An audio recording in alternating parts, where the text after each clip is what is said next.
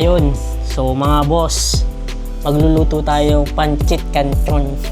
Yung tubig natin, instead na tubig, gagawin natin whole milk. So mas masarap to, mas creamy.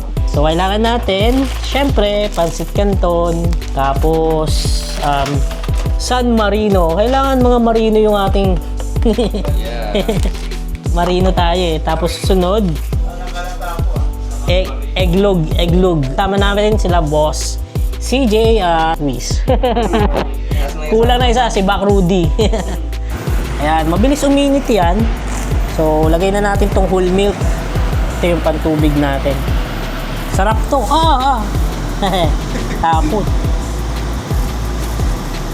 Okay na yan, kasi kailangan natin siyang paigahin. Mga pala guys, ako nga pala yung crew chief niya ngayon. So, ayan, nagbo-boil na. So, panahon na para ilagay. Boy! Wag yung camera.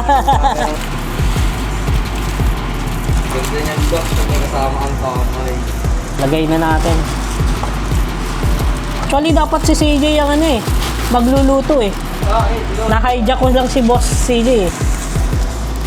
Dor. Okay, got you. Lagdagan na natin, haluan na natin. Mabilis maigayan eh. Sabang.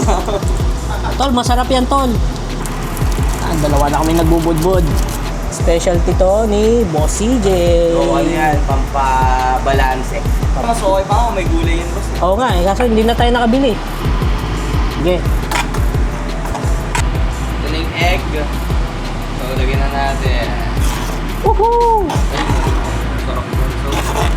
So, luto na ang ating tawag dyan. Pancit Canton Creamy Latte with San Marina. Solid yan mga boss. Tarap siya.